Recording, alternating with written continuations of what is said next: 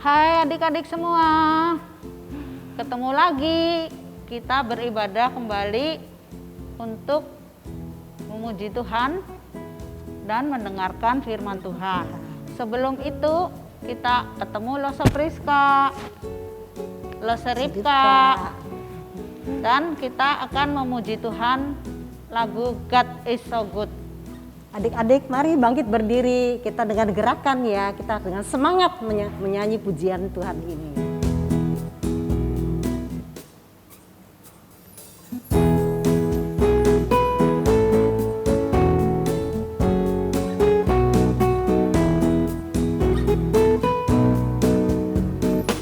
God is so good, God is so good, God is so good to me.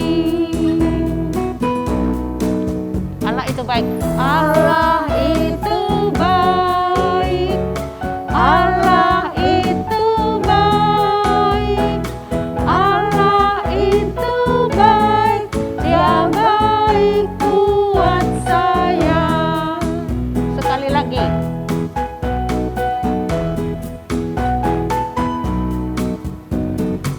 God is so good, God is so good, God is so good to me. Allah itu baik, Allah itu baik, Allah itu baik, Dia baik buat saya. Mari kita berdoa dulu untuk memulai ibadah kita pada pagi hari ini. Tuhan, Bapa kami yang penuh pengasih, terima kasih ya Tuhan, adik-adik dengan sabar, dengan baik untuk mendengarkan firman Tuhan dan juga udah siap hati untuk beribadah padamu Tuhan. Terima kasih Tuhan dengan pagi yang indah ini sehingga kami dapat bersama-sama memuji muliakan nama Tuhan. Tuhan berkati setiap kami, tetap memberikan kami kekuatan, kesehatan, dan juga dengan semangat untuk memuji melayani Tuhan. Terima kasih ya Tuhan, Kau berkati pada hari ini dengan kebaikan Tuhan. Kami berdoa ya Tuhan dalam nama Tuhan Yesus, Juru Selamat kami yang hidup. Amin.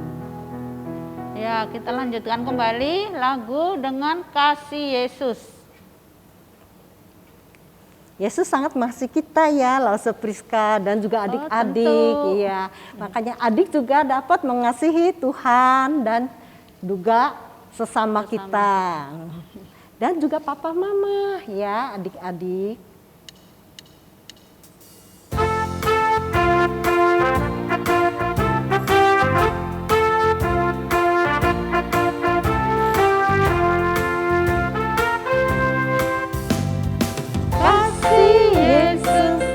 Indah, oh indah, kasih Yesus, indah, indah, oh indah. Kasih Yesus, indah, indah,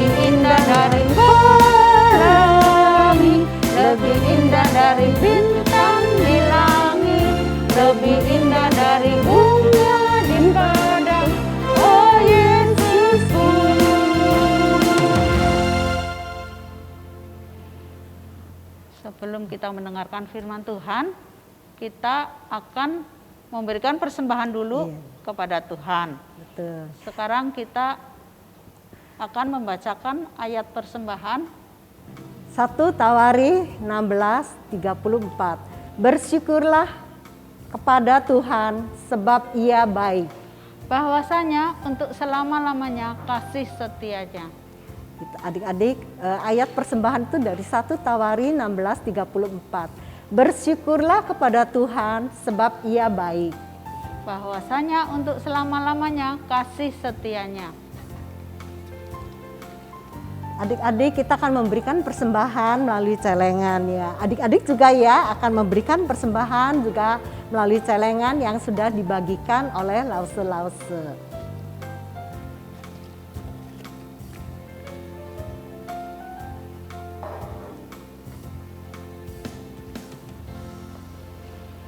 Ya, sebelum memulai kita mendengarkan firman Tuhan, kita akan memuji Tuhan dengan baca kitab suci.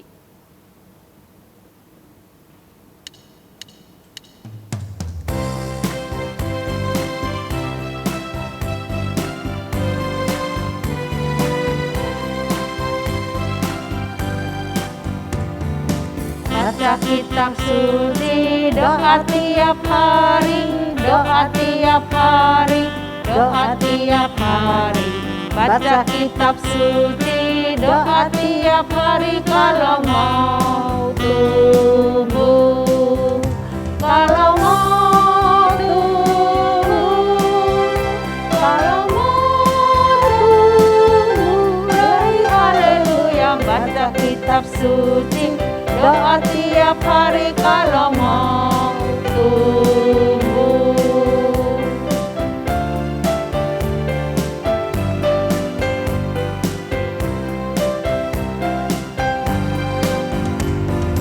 Baca kitab suci, doa tiap hari, doa tiap hari, doa tiap hari. Baca kitab suci, doa tiap hari kalau mau tumbuh. Kalau mau tumbuh, kalau mau tumbuh. Glory haleluya, baca kitab suci, doa tiap hari kalau mau tumbuh. Ya adik-adik, kita siapkan diri untuk mendengarkan firman Tuhan.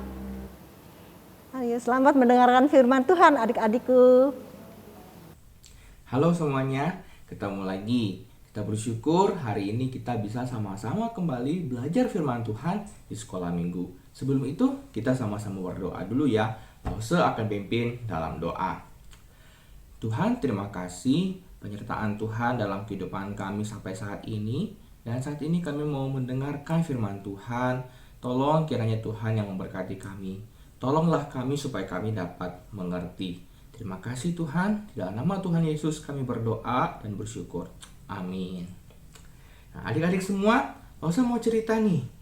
Jadi waktu Lause masih sekolah dulu, waktu SD, waktu masih kecil, Lause lupa tepatnya kelas berapa gitu ya. Lause pernah mikir kayak gini, buat apa sih sekolah? Kenapa harus sekolah? Bangun pagi tiap hari, belajar pelajaran yang susah, harus kerjakan PR, belum lagi ulangan, ujian, dan banyak lagi.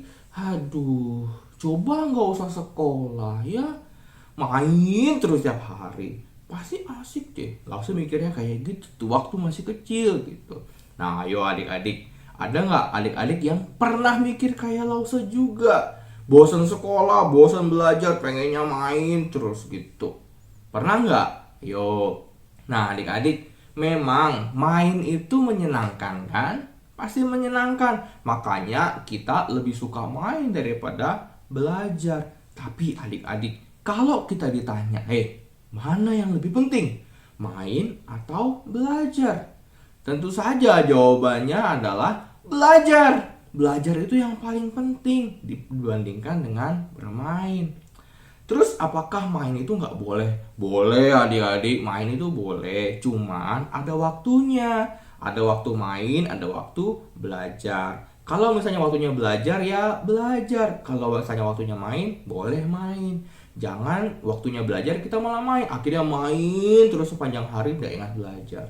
Nggak boleh begitu. Nah terus kalau misalnya ditanya adik-adik, kenapa sih harus belajar? Kan ngebosenin. Kenapa harus belajar? Gitu. Nah, waktu Lasso masih kecil dulu, Lasso juga nggak tahu kenapa sih harus belajar, kenapa itu belajar itu penting gitu. Emangnya pelajaran kita nanti yang sekarang ini akan terpakai waktu kita besar nanti gitu kan. Nah, terus sekarang adik-adik, waktu Lasso sudah besar, baru deh Lasso paham kenapa belajar itu penting. Justru kalau misalnya waktu kecil Lasso nggak belajar, Lasso akan nyesel banget. Makanya Lasso bersyukur, meskipun dulu Lasso agak bosan belajar, tapi Lasso tetap belajar. Dan setelah Lasso besar, baru Lasso rasakan manfaatnya adik-adik. Nah, jadi belajar itu sangat penting adik-adik. Supaya nanti kalau sudah besar, sudah gede, nanti kita jadi orang yang pintar. Bisa kerja dengan baik, ya kan? Cari uang untuk bisa hidup. Terus juga nggak gampang ditipu orang. Misalnya kita mau beli kerupuk. Mau beli kerupuk, berapa harganya? Ini kerupuk harganya 1 3.000. Tapi kalau beli 3 promo 10.000, ya. Wah, murah juga nih. 1 3.000. Kalau beli 3 ada promo 3 10.000. Yaudah, aku beli 3. Untung atau buntung adik-adik? Beli 1 3.000. Beli 3 10.000. Untung atau malah rugi? Nah, inilah kenapa kita perlu sekolah adik-adik, supaya kita nggak gampang dikerjain sama orang seperti ini gitu. Nah adik-adik, kalau misalnya kita belajar di sekolah itu kan tujuannya supaya nanti pas gede kita jadi anak yang pintar, jadi orang yang pintar, bisa kerja dengan baik. Nah, kalau firman Tuhan di sekolah minggu yang tiap minggu kita pelajari, gunanya buat apa? Ada yang tahu? Nah, adik-adik, firman Tuhan diajarin di sekolah minggu dari kita masih kecil itu supaya nanti adik-adik bisa jadi anak Tuhan yang baik. Nanti sudah besar jadi orang yang baik juga. Oh, masa sih Lasso bohong nih. Oh, nih ya. Lasso akan bacakan firman Tuhan untuk kita ya. Nih, Lasso bacakan dari 2 Timotius pasalnya yang ketiga ayat 14 sampai 17. Lasso bacakan buat kita. Tetapi hendaklah engkau tetap berpegang pada kebenaran yang telah engkau terima dan engkau yakini, dengan selalu mengingat orang yang telah mengajarkannya kepadamu. Ingatlah juga bahwa dari kecil engkau sudah mengenal kitab suci yang dapat memberi hikmat kepadamu dan menuntun engkau kepada keselamatan oleh iman kepada Kristus Yesus. Segala tulisan yang diilhamkan Allah memang bermanfaat untuk mengajar, untuk menyatakan kesalahan, untuk memperbaiki kelakuan, dan untuk mendidik orang dalam kebenaran. Dengan demikian, tiap-tiap manusia kepunyaan Allah diperlengkapi untuk setiap perbuatan baik. Ya, itu firman Tuhan yang Lasso bacakan untuk kita ya adik-adik, dari 2 Timotius 3 ayat 14 sampai 17 tadi. Nah, adik-adik, dari yang tadi sudah Lasso bacakan untuk kita, ini adalah bagian dari surat yang ditulis oleh Rasul Paulus untuk Timotius. Nah, kalau misalnya ada orang yang nulis surat untuk orang lain, pasti ada maksud dan tujuannya kan adik-adik. Apalagi di zaman dulu nulis surat itu nggak semudah seperti sekarang ya. Kalau sekarang kan kita juga tulis kirim gitu. Kalau di zaman dulu prosesnya lebih susah dan harganya pasti mahal gitu kan. Nah, jadi karena kesulitan dan harganya yang mahal itu, nggak mungkin orang itu cuma iseng doang terus nulis surat gitu. Nah, kenapa ya kira-kira Rasul Paulus itu menulis surat kepada Timotius? Apa yang terjadi pada waktu itu? Rupanya adik-adik, pada waktu itu ada orang-orang yang mau mengajarkan ajaran sesat kepada orang-orang yang ada di sekitar Timotius. Bahkan ya adik-adik, orang-orang yang jahat ini, mereka itu juga menganiaya siapa saja yang nggak mau ngikutin ajaran mereka itu. Nah, itu sebabnya Paulus memberikan nasihat kepada Timotius supaya Timotius tetap berpegang pada ajaran yang telah dia terima dari Paulus sebelumnya itu. Kenapa adik-adik? Ya karena ajaran Paulus ini yang benar, nggak seperti ajaran sesat yang diajarkan orang lain gitu. Nah jadi Paulus nih bilang sama Timotius supaya Timotius itu terus-menerus tinggal di dalam kebenaran, yaitu kebenaran yang sudah diajarkan kepada Timotius sebelumnya. Nah, gimana caranya supaya tinggal dalam kebenaran? Kan Paulus bilang, tinggal dalam kebenaran ya, tapi gimana caranya? Nah, rupanya Paulus nggak ninggalin Timotius gitu aja. Paulus kasih tahu gimana caranya supaya tetap tinggal dalam kebenaran itu. Nah, cara yang pertama, Paulus tuliskan di dalam ayat 14. Langsung bacakan lagi ya. Tetapi hendaklah engkau tetap berpegang pada kebenaran yang telah engkau terima dan engkau yakini, dengan selalu mengingat orang yang telah mengajarkannya kepadamu.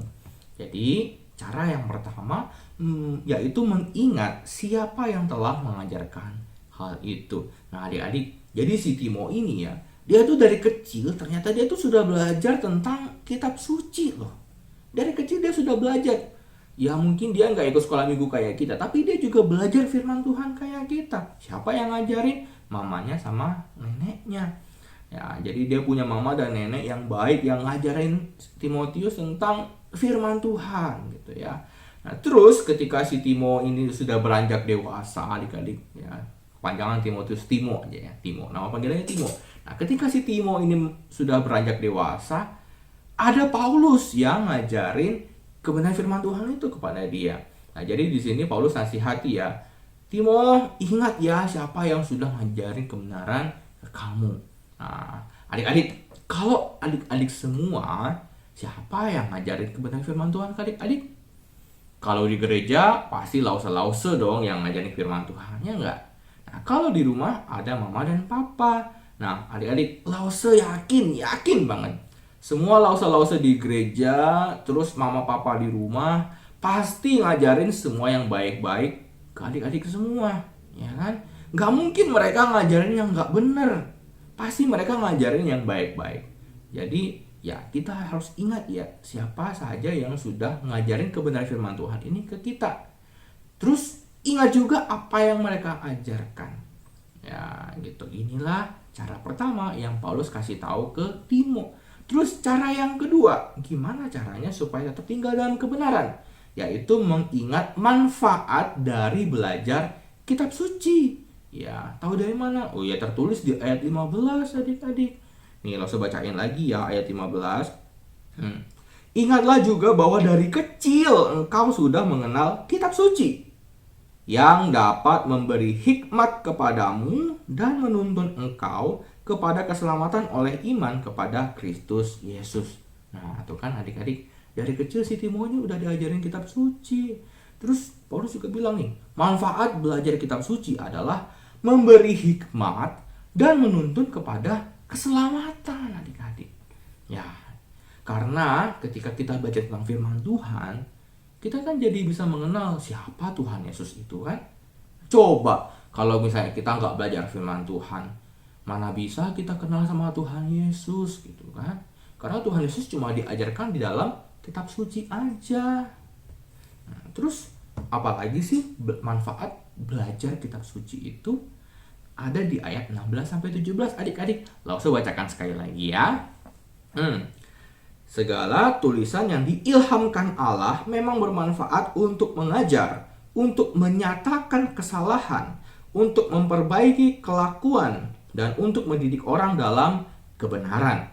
Dengan demikian, tiap-tiap manusia kepunyaan Allah diperlengkapi untuk setiap perbuatan baik. Nah adik-adik, segala tulisan yang diilhamkan Allah itu maksudnya Alkitab ya, Alkitab. Nah, belajar kitab suci itu bermanfaat untuk menuntun kita menjadi orang yang saleh, yang taat pada perintah Tuhan, menjadi orang yang baik adik-adik. Nah, jadi firman Tuhan itu bermanfaat untuk mengajar kita. Kita jadi tahu yang benar itu apa sih, yang salah itu apa sih, perintah Tuhan yang harus kita lakukan itu apa sih, yang nggak boleh kita lakukan itu apa sih. Nah, terus firman Tuhan juga bermanfaat untuk menyatakan kesalahan. Jadi kita tahu, oh, aku salahnya tuh di sini, di sini. Oh, iya. Oh, untuk aku belajar firman Tuhan, jadi aku tahu salahnya di sini. Jadi aku bisa memperbaiki kelakuan, memperbaiki kesalahan gitu ya, manfaat firman Tuhan yang lain. Nah, jadi kan tadi kita sudah tahu salahnya di mana nih. Nah, melalui firman Tuhan ini kita juga belajar bagaimana caranya kita berubah supaya nggak lagi melakukan kesalahan yang sama ya. Karena melakukan kesalahan-kesalahan yang sama itu, Lause ingat guru SMP-nya Lause pernah bilang, jangan seperti keledai. Kenapa? Keledai itu meskipun dia dianggap sebagai binatang yang bodoh, tapi dia nggak akan masuk ke lubang yang sama 2 kali gitu. Jadi ya jangan sampai kita mengulang lagi kesalahan yang sama, adik-adik.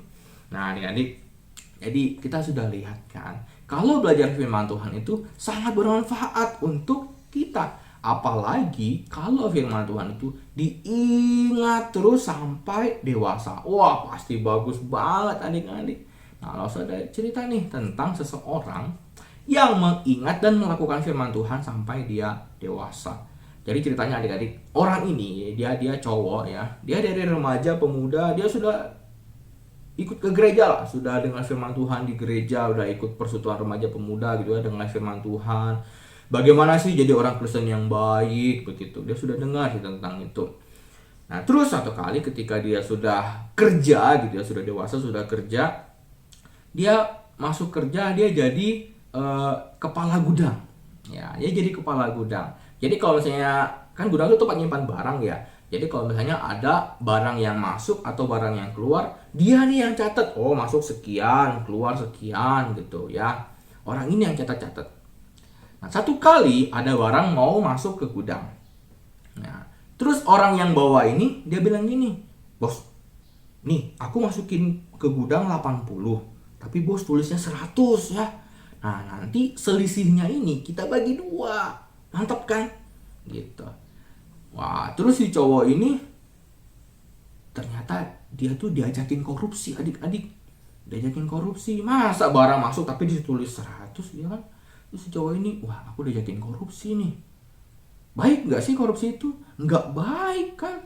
Ya, tapi si cowok ini ya, dia ini posisinya lagi butuh banget uang gitu. Soalnya kan dia salah satu tulang punggung keluarga ya. Keluarganya tuh lagi butuh banget uang. Jadi ya memang lagi butuh gitu. Aduh, gimana ya? Gimana dong? Masa rezeki di depan mata ditolak sih? Aduh, gimana ya? Ikutin nggak ya? Gitu ya. Tapi adik-adik, meskipun memang si cowok ini kondisinya dia lagi butuh uang, tetapi ketika dia diajak untuk melakukan korupsi, dia nggak mau melakukannya. Kenapa? Karena dia ingat firman Tuhan yang diajarkan kepadanya di gereja, adik-adik. Hidup harus jujur. Jadi anak Tuhan yang baik. Kalau kerja yang benar nggak boleh korupsi. Kurang lebih kayak gitu. Diajarkan seperti itu. Nah, adik-adik, akhirnya si cowok ini nggak korupsi. Dia tetap jujur. Dia nggak mau melakukan yang bertentangan dengan firman Tuhan. Adik-adik tahu siapa cowok ini? Cowok ini adalah papanya Lause, adik-adik. Nah, papanya Lause mengingat firman Tuhan yang diajarkan di gereja, terus dia praktekin waktu dia sudah kerja. Nah, adik-adik, kalau papanya Lause aja bisa melakukan firman Tuhan sampai dewasa, berarti adik-adik semua juga bisa. Tapi adik-adik harus ingat, harus selalu berdoa, minta pertolongan Tuhan ya. Soalnya kita itu nggak bisa melakukan firman Tuhan kalau hanya mengandalkan kekuatan kita sendiri ya. Harus ada Tuhan yang menolong kita. Jadi kalau misalnya kita berhasil melakukan firman Tuhan, kita nggak boleh sombong. Kenapa? Soalnya kan itu pertolongan Tuhan. Tuhan yang menolong kita, bukan karena kekuatan kita sendiri. Nah, karena itu adik-adik, yuk kita berdoa memohon pertolongan Tuhan, supaya kita bisa mengingat firman Tuhan dan terlebih lagi melakukan firman Tuhan itu. Sampai nanti kita sudah besar nanti ya. Supaya kita bisa menjadi orang yang baik. Kita bisa jadi berkat bagi orang-orang sekitar kita. Dan nama Tuhan semakin dipermuliakan. Ya, sampai di sini cerita kita pada hari ini. Mari kita berdoa ya. Tuhan, kami mengucap syukur karena Engkau senantiasa mengingatkan kami bahwa kami harus terus mengingat firman Tuhan dan terlebih lagi melakukannya dalam kehidupan kami. Tuhan, kami tahu kami sudah banyak mendengar cerita dari sekolah minggu, dari semua cerita firman Tuhan yang kami dengarkan sebelumnya. Tolonglah kami Tuhan supaya cerita itu tidak berlalu begitu saja, tetapi kami senantiasa ingat dalam kehidupan kami dan terlebih lagi kami boleh melakukan firman Tuhan itu. Tolonglah kami Tuhan, tolonglah kami agar kami mampu menjadi pelaku-pelaku firman. Berkatilah kehidupan kami ya Tuhan. Terima kasih Tuhan. Di dalam nama Tuhan kami Yesus Kristus kami berdoa dan bersyukur. Amin. Sampai jumpa minggu depan. Bye-bye.